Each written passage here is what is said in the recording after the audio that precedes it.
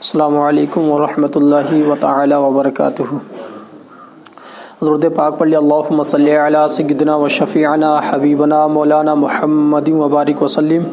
صلو علیہ الصلاۃ والسلام علیک یا رسول اللہ صلی اللہ علیہ وسلم۔ الحمدللہ الذی کفا وسلام علی عبادہ الذین اصطفیٰ۔ الحمدللہ نحمده ونستعینه ونستغفره ونؤمن به ونتوکل علیہ ونعوذ باللہ من شرور انفسنا ومن سیئات اعمالنا من یهده اللہ فلا مضل له ومن یضلله فلا ہادی له ونشهد ان لا الہ الا اللہ وحدہ لا شریک له ونشهد ان محمدا عبدہ ورسولہ۔ اما بعد فاعوذ باللہ من الشیطان الرجیم، بسم اللہ الرحمن الرحیم۔ سبحان الذی اسری بعبدہ لیلا من المسجد الحرام الی المسجد الاقصی۔ صدق اللہ العظیم وصدق رسولہ النبی الامین المتین الکریم ونحن علی ذلک لمن الشاہدین والشاکرین والحمد للہ رب العالمین۔ تنم فرسودہ جا پارا جہزرا یا رسول اللہ، تنم فرسود جا پارا جہزرا یا رسول اللہ، دلم پز مرد آوارا زعسیا یا رسول اللہ۔ میرے پیارے اسلامی بھائیوں، ایک مرتبہ درود پاک پڑھ اللہم صلی علی سیدنا و شفیعنا حبیبنا مولانا محمد وبارک وسلم۔ صلی علیہ الصلاۃ والسلام علیک یا رسول اللہ صلی اللہ علیہ وسلم۔ جیسا کہ آپ تمامی حضرات کو یہ معلوم ہے کہ یہ جو مہینہ چل رہا ہے اردو کے حساب سے، عربی کے حساب سے جمادی الاخر کا مہینہ ہے، اور اس کے بعد جو مہینہ آنے والا ہے اس کو رجب کہتے ہیں۔ اور اس رجب میں 27ویں تاریخ کو ہمارے نبی کریم علیہ الصلاۃ والتسلیم، حضور نبی کریم علیہ الصلاۃ والتسلیم، حضور محمد رسول اللہ صلی اللہ علیہ وسلم اس شب کو معراج پر گئے تھے، یعنی اللہ رب العزت کی جانب گئے تھے، اللہ رب العزت کے پاس گئے تھے ملنے کے لیے۔ تو اسی کے حوالے سے، اسی کے نسبت سے جو میں نے آیت کریمہ تلاوت کی ہے اس کا معنی اور مفہوم بیان کروں گا، اور اس کے بعد اس آیت کریمہ میں ارشاد فرماتا ہے سبحان الذی اسری بعبدہ لیلا من المسجد الحرام الی المسجد الاقصی، یعنی پاک ہے وہ ذات جس نے آپ نبی کریم علیہ الصلاۃ والتسلیم کو مسجد حرام سے لے کر مسجد اقصی تک لے گیا اس رات میں۔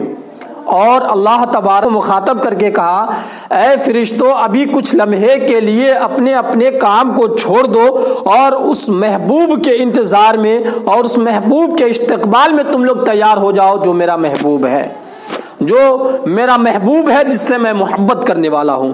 میرے پیارے اسلامی بھائیوں، اللہ تبارک و تعالی رضوان جو جنت کے جو خازن ہیں ان کو حکم دیتا ہے اے رضوان، ابھی جو حوریں ہیں ان کو تیار کرا دو، اے رضوان جنت کو اور خوبصورت بنا دو، اے رضوان جنت میں اور خوبصورتی لا دو، اے رضوان تم بھی تیار ہو جاؤ۔ اور مالک سے بھی کہتے ہیں جو جہنم کے خازن ہیں، ان سے کہتے ہیں اے مالک تم بھی تیار ہو جاؤ، اور جتنے فرشتے ہیں وہ بھی تیار ہو جائے، کیونکہ آج کی رات جو ہے میرا محبوب آنے والا ہے۔ تمام آسمان کو سجا دو، تمام زمین کو سجا دو، اور آج کی رات جو ہے رحمت ہی رحمت نازل فرما دو، رزق ہی رزق نازل فرما دو، رحمت ہی رحمت نازل فرما دو، کیونکہ آج کی رات میرا محبوب آنے والا ہے۔ میرے پیارے اسلامی بھائیوں، جب اللہ تبارک و تعالی جب یہ تمام چیزیں کروا لیتا ہے، ایک چیز آپ لوگوں کو بتاتا چلوں کہ اللہ رب العزت نے موسیٰ علیہ السلام کو تمام چیزیں دیا، موسیٰ علیہ السلام کو کلیم بنا دیا۔ موسیٰ علیہ السلام نے اللہ تبارک و تعالی سے کہا اے میرے رب، میری یہ جو قوم ہے ان کے اوپر تو سایہ فرما دے، تو اللہ تبارک و تعالی نے اس چٹیل میدان میں سایہ فرما دیا۔ جب موسیٰ علیہ السلام نے اللہ تبارک و تعالی سے کہا اے میرے رب، میری قوم کے لیے کھانا نازل فرما دے، تو اللہ تبارک و تعالی نے ان کے لیے منہ و سلوہ عطا فرما دیا۔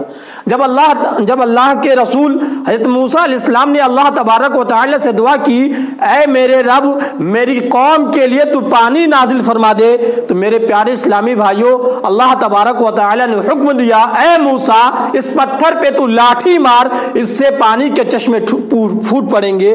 تو حضرت موسیٰ علیہ السلام نے جب اس پتھر پہ لاٹھی مارا تو 12 چشمے پھوٹ پڑے۔ 12 چشمے ابل پڑے۔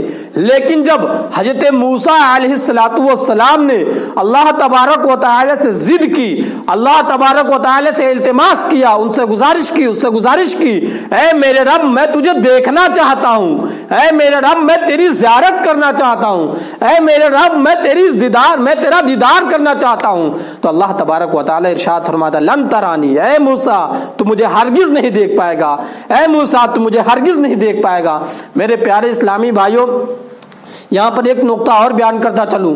جب موسیٰ علیہ السلام نے اللہ تبارک و تعالی سے ضد پکڑی، اے اللہ تبارک و تعالی تو اپنا دیدار کرا دے، کم از کم تو اپنی تجلیات کا ہی دیدار کرا دے، تو اللہ تبارک و تعالی ارشاد فرماتا ہے اے موسیٰ ایک مسئلہ بتا، کیا کسی یتیم کا حق مارنا جائز ہے؟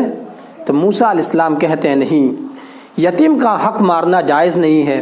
تو میرے پیارے اسلامی بھائیوں، اس وقت اللہ تبارک و تعالی ارشاد فرماتا ہے اے موسیٰ سن لے، یہ جو حق ہے، جو میری رؤیت کا دیدار کرے گا، جو میرا دیدار کرے گا، وہ یتیم ہے، یعنی وہ در یتیم ہے، وہ محمد رسول اللہ صلی اللہ علیہ وسلم ہے، وہ میرے محبوب حضور محمد رسول اللہ صلی اللہ علیہ وسلم ہے جو میری زیارت کرے گا۔ میرے پیارے اسلامی بھائیوں، اس طرح اللہ تبارک و تعالی نے وہ حق صرف محمد رسول اللہ صلی اللہ علیہ وسلم کو دیا تھا اور کسی کو نہیں۔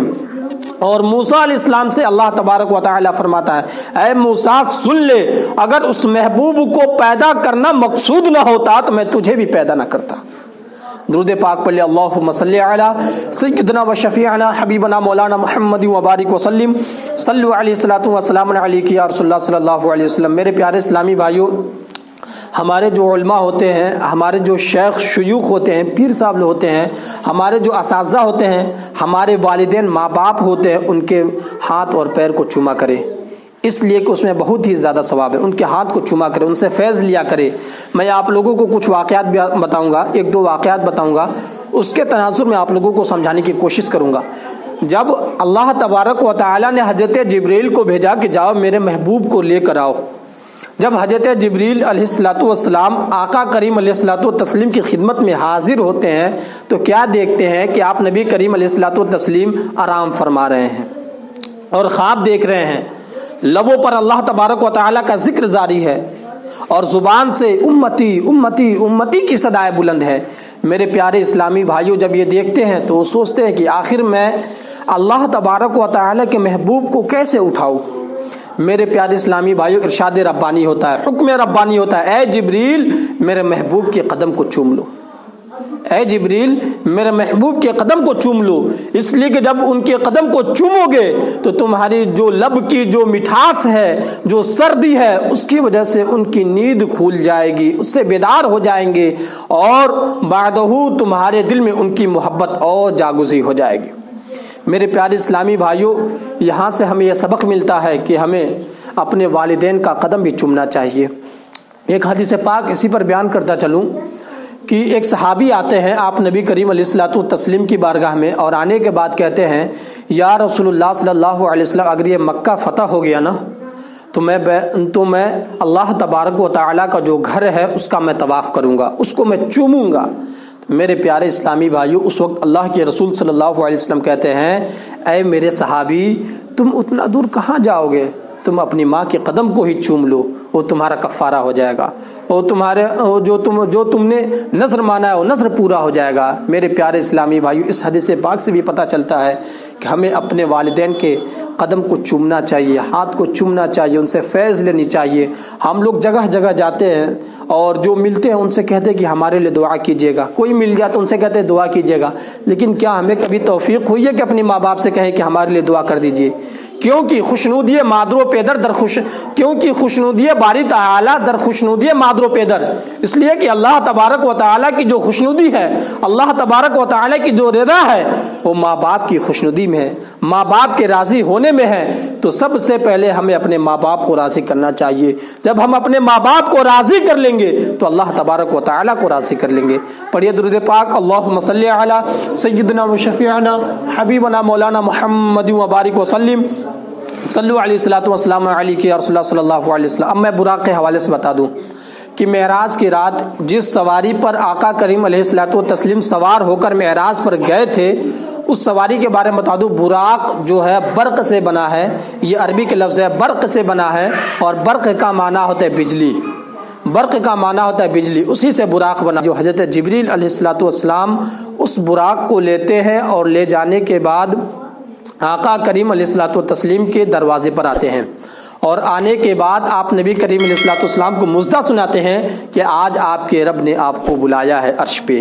میرے پیارے اسلامی بھائیو، آج ایک نقطہ یہاں پر بیان کر دوں کہ جب حضرت موسیٰ علیہ السلام نے یہ عرض کیا، جب انہوں نے اللہ تبارک و تعالی سے گزارش کی اے میرے رب کم سے کم اپنی تجلیات کا ہی دیدار کرا دے، تو اللہ تبارک و تعالی نے کہا تھا کہ 40 دن تک تو انتظار کر، لیکن جب میرے محبوب کو دیدار کرنا تھا تو اللہ تبارک و تعالی نے وہ براق بھیج دیا۔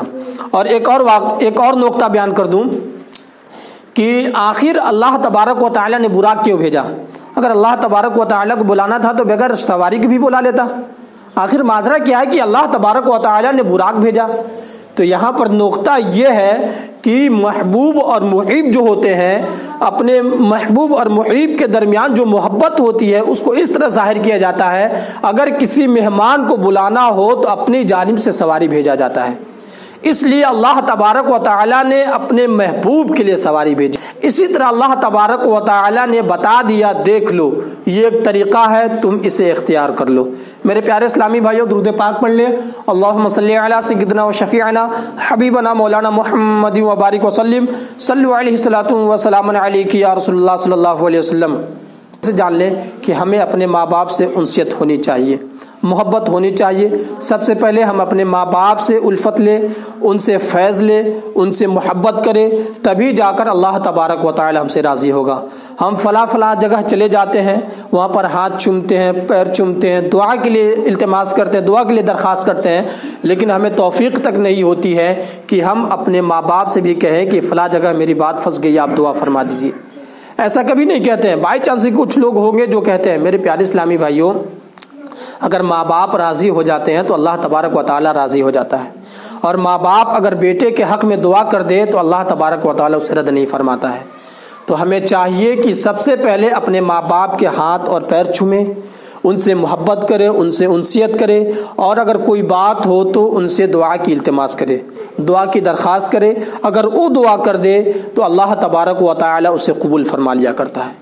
اسی پر میں اپنی گفتگو ختم کرتا ہوں۔ وآخر دعوانا ان الحمدللہ رب العالمین۔ نگاہ عشق و مستی میں وہی اول وہی آخر، نگاہ عشق و مستی میں وہی اول وہی آخر، وہی قرآن وہی فرقہ وہی یاسین وہی طٰہٰ۔